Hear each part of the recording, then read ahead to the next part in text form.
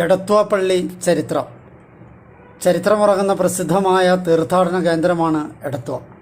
നെൽകൃഷിക്ക് പേരുകേട്ട കുട്ടനാടിൻ്റെ സ്ഥിരാകേന്ദ്രമായും ആത്മീയ തീർത്ഥാടന കേന്ദ്രമായും അറിയപ്പെടുന്ന എടത്വയുടെ പ്രശസ്തിക്ക് കാരണം 1810 സെപ്റ്റംബർ 29 വിശുദ്ധ ഗീവറീസ് പുണ്യാളൻ്റെ നാമധേയത്തിൽ സ്ഥാപിതമായ സെൻറ് ജോർജ് ഫൊറോന പള്ളിയാണ്.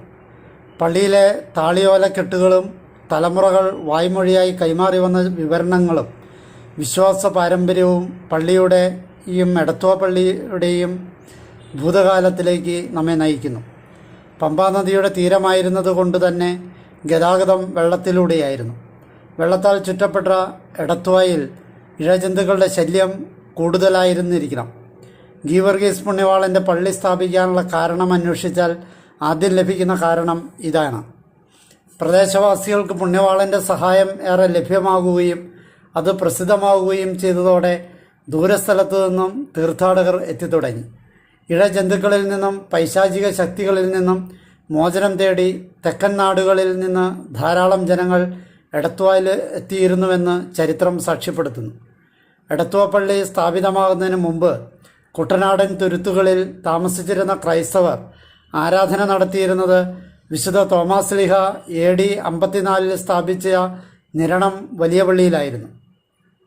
ചങ്ങങ്കരി, തെക്കേമുറി, എടത്വ, തലവടി എന്നിവിടങ്ങളിൽ നിന്നുള്ളവർ വള്ളത്തിൽ തലവടിയിലെത്തി ഒരുമിച്ച് ചേർന്ന് ഒരു ദിവസം യാത്ര ചെയ്ത് നിരണത്തെത്തിയാണ് ആരാധനയിൽ പങ്കെടുത്തിരുന്നത്.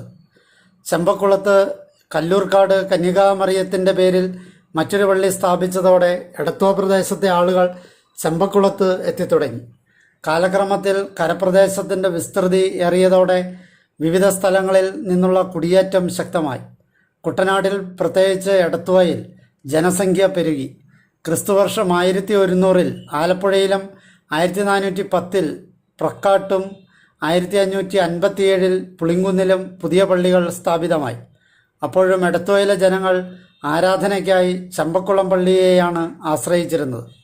ചെമ്പക്കുളത്തേക്കും നിരണത്തേക്കുമുള്ള യാത്ര വളരെ ക്ലേശകരമായിരുന്നതിനാൽ എടത്വയിലെ വിശ്വാസികൾ സ്വന്തമായൊരു ദേവാലയമെന്ന ആശയം മുന്നോട്ട് വെച്ചു. എടത്വ ഇടവകയിലെ ആദ്യ വൈദികനായിരുന്ന ചങ്ങങ്കരി വലിയ വീട്ടിൽ ഗീവർഗീസ് കത്തനാർ ഇതിന് വലിയ പ്രോത്സാഹനവും നൽകി. പണ്ടങ്കരി, ഊരാംവേലിൽ കുര്യൻ തരകൻ, എടത്വ തെക്കേടത്ത് പോത്തൻ മാപ്പിള, വെട്ടുതോട്ടുങ്കൽ തൊമ്മി മാപ്പിള, ചെക്കിടിക്കാട് മെതിക്കളത്തിൽ മാത്തൻ മാപ്പിള തുടങ്ങിയവരാണ് പള്ളി സ്ഥാപിക്കാനുള്ള ശ്രമങ്ങൾക്ക് നേതൃത്വം നൽകിയത്.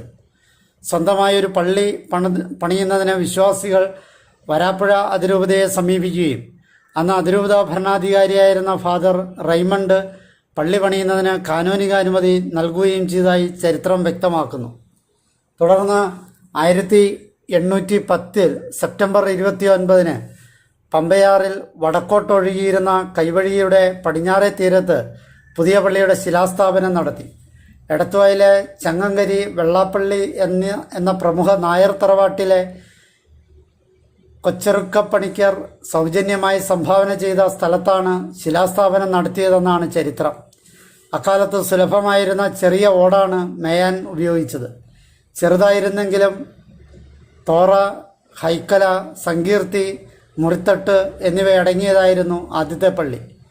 പള്ളി സ്ഥാപിച്ചെങ്കിലും പള്ളിയിൽ സ്ഥാപിക്കാൻ ഗീവർഗീസിൻ്റെ ഒരു രൂപം വിശ്വാസികൾക്ക് ലഭിച്ചില്ല.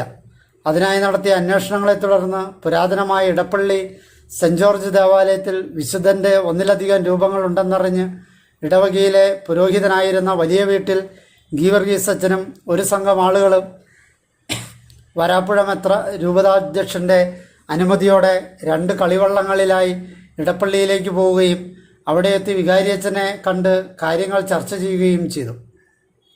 എടത്വക്കാരുടെ ആവശ്യം ന്യായമാണെന്ന് കണ്ട് പള്ളിയുടെ തട്ടിൻപുറത്ത് ഉപയോഗമില്ലാതെ കിടക്കുന്ന 2-3 രൂപങ്ങളിൽ ഏതു വേണമെങ്കിലും കൊണ്ടുപോയിക്കൊള്ളാൻ ഇടപ്പള്ളിയിലെ അച്ഛൻ അനുമതി നൽകി. ഇടതുകൈ അല്പം ഒടിഞ്ഞതും പൊടിയും മാറാലയും പിടിച്ചു കിടക്കുന്ന ഒരെണ്ണം പൊതു സ്വീകാര്യമാവുകയും ചെയ്തതിനെ തുടർന്ന് അതുമായി പുറത്തിറങ്ങിയ വിശ്വാസികൾ അത് തുടച്ച് വൃത്തിയാക്കി പള്ളിക്കിണറ്റിലെ വെള്ളത്തിൽ കഴുകി ശുദ്ധി വരുത്തി. അപ്പോൾ അതിന് കൂടുതൽ ആകർഷകത ഉണ്ടായി. അത് കണ്ട ഇടപ്പള്ളിക്കാരിൽ ചിലർ അത് വിടേണ്ടതില്ലെന്ന് അഭിപ്രായപ്പെട്ടു. ഇടപ്പള്ളിക്കാരുടെ എതിർപ്പിനെ അവഗണിച്ച് ഇടത്തോക്കാർ ആ രൂപവുമായി വള്ളക്കടവിലേക്ക് നീങ്ങി. ഈ സമയം ഇടപ്പള്ളിയിൽ അസാധാരണ സംഭവങ്ങളുടെ നീണ്ട പരമ്പര തുടങ്ങുകയായിരുന്നു. ദേവാലയമണികൾ മുഴങ്ങി രൂപം കൊണ്ടുപോകുന്നതിനെതിരെ പ്രതിഷേധിച്ചവർ കൂട്ടമണിയടിച്ച് ആളുകളെ കൂട്ടാൻ ശ്രമിച്ചതാണെന്നും അതല്ല പള്ളിയുടെ ഒരു ഭാഗത്ത് തീപിടിക്കുകയും ചെയ്തതായി തലമുറകൾ കൈമാറിയ ചരിത്രകഥകൾ പറയുന്നു.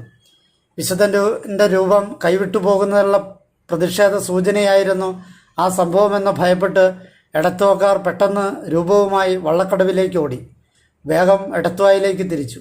അതേസമയം പള്ളിയുടെ നിർമ്മാണവും രൂപം പ്രതിഷ്ഠിക്കലിനെയും സംബന്ധിക്കുന്ന താളിയോലകൾ ഒന്നും ഇന്ന് ലഭ്യമല്ല. ഇടപ്പള്ളിക്കാർ രൂപം തിരിച്ചെടുക്കാൻ വരുമെന്ന് ഭയന്ന് വിശുദ്ധൻ്റെ രൂപം ഓലഷെഡ് മാത്രമായിരുന്ന പള്ളിയിൽ ഇറക്കാതെ നേരെ പാണ്ടങ്കരിയിലുള്ള ഊരാംവേലിക്കാരുടെ നെല്ലറയിലാണ് സൂക്ഷിച്ചത്. ഊരാംവേലിയിൽ കുര്യൻ തരകൻ എന്നയാളാണ് ഈ പള്ളിയിൽ നിന്ന് രൂപം കൊണ്ടുവരുന്നതിന് നേതൃത്വം കൊടുത്തത്. 1920 ആറ്റുതീരത്ത് ചെറിയ പള്ളി പണിയുന്നതുവരെ ഞായറാഴ്ചകളിലും വിശുദ്ധൻ്റെ തിരുനാൾ ദിവസങ്ങളിലും മാത്രമേ തിരുസ്വരൂപം പള്ളിയിൽ കൊണ്ടുവന്നിരുന്നുള്ളൂ. പിന്നീട് 1739 നവംബർ മാസത്തിൽ വരാപ്പുഴ സഹായമെത്രാനായിരുന്ന ലുദിവിക്കോസ് മാർട്ടീനിയാണ് ഇന്ന് കാണുന്ന ദേവാലയത്തിൻ്റെ ശിലാസ്ഥാപനം നിർവഹിച്ചത്. എടത്വ ഇടവകാംഗവും കെട്ടിട നിർമ്മാണ പ്രവർത്തനങ്ങളിൽ നിപുണനുമായ ഉലക്കപ്പാടിയിൽ തോമസ് അച്ഛനാണ് പള്ളിപ്പണിക്ക് തുടക്കം കുറിച്ചത്. ശാസ്ത്രാവബോധം തുച്ഛമായിരുന്ന കാലത്ത് പണിതിട്ടും പേരും പെരുമയും അവകാശപ്പെടുന്ന ആധുനിക വാസ്തുശില്പികൾക്ക് പോലും, എന്തിനും വാസ്തുശില്പശാസ്ത്രത്തിന് പോലും എടത്വ പള്ളി ഒരു അത്ഭുത പ്രതിഭാസമാണ്. യാതൊരു കോട്ടവുമില്ലാതെ ഈ പള്ളി ഇന്നും നിലനിൽക്കുന്നു. ഉറപ്പില്ലാത്ത അടിത്തറയിൽ തേക്കിൻ തടികൾ നെടുകയും കുറുകയും നിരത്തി ബലപ്പെടുത്തിയ ശേഷം അതിന്മേലാണ് പള്ളി പണിത് ഉയർത്തിയിരിക്കുന്നത്. കുളമാവിൻ്റെ തൊലി ചേർത്ത് തിളപ്പിച്ച വെള്ളത്തിൽ വരാൽ പശയും, അതായത് വരാൽ മീനിൽ നിന്നും ശേഖരിക്കുന്ന പശ, അതിൻ്റെ ഉളുമ്പ്, കുമ്മായവും ചരലും കുഴച്ച് നിർമ്മിച്ച കൂട്ട് ഉപയോഗിച്ചാണ് പള്ളിയുടെ ഭിത്തി നിർമ്മാണം നടത്തിയത്. പള്ളി മോടി പിടിപ്പിക്കാൻ ഉപയോഗിച്ച ചായങ്ങൾ ഇന്നും നിറം മങ്ങാതെ നിൽക്കുന്നു. ഏകദേശം 50 വർഷങ്ങൾക്ക് ശേഷം 1888 പൊന്നിൻ കുരിശ് പണിതു. 337 രൂപ തൂക്കത്തിൽ നിർമ്മിച്ച സ്വർണ്ണക്കുരിശ് ശില്പവിദ്യയുടെ മികച്ച ഉദാഹരണമാണ്. പുരാവസ്തു ഗണത്തിൽപ്പെടുന്ന ഈ കുരിശ് 4 പൂട്ട് എന്നറിയപ്പെടുന്ന പ്രത്യേക മുറിയിൽ വൻ സുരക്ഷയോടെയാണ് സ്ഥാപിച്ചിരിക്കുന്നത്. ഈ കുരിശാണ് ഇന്നും പെരുന്നാൾ ദിനത്തിൽ പ്രദക്ഷിണത്തിന് ഉപയോഗിക്കുന്നത്. അശ്വാരൂഢനായ വിശുദ്ധൻ്റെ തിരുസ്വരൂപവും തോടൊത്ത് കാണുന്ന രാജകുമാരിയും സർപ്പവും തിന്മയുടെ ശക്തികളിൽ നിന്നുള്ള മോചനത്തിൻ്റെ അടയാളമായി വിശ്വാസികൾ കാണുന്നു. കയ്യിലൊന്നുമില്ലാതെ തീർത്ഥാടകരാരും വിശുദ്ധനെ ദർശിക്കാറില്ല. വിശുദ്ധൻ്റെ അടിമയായി തീർന്നാൽ രോഗങ്ങളിൽ നിന്നും അത്യാഹിതങ്ങളിൽ നിന്നും മോചനം നേടാമെന്നും ലോകത്തിൻ്റെ ഏത് കോണിലായിരുന്നാലും ഗീവർഗീസ് പുണ്യവാളൻ തങ്ങളെ കാത്തുരക്ഷിക്കുമെന്നും വിശ്വാസികൾ കരുതുന്നു.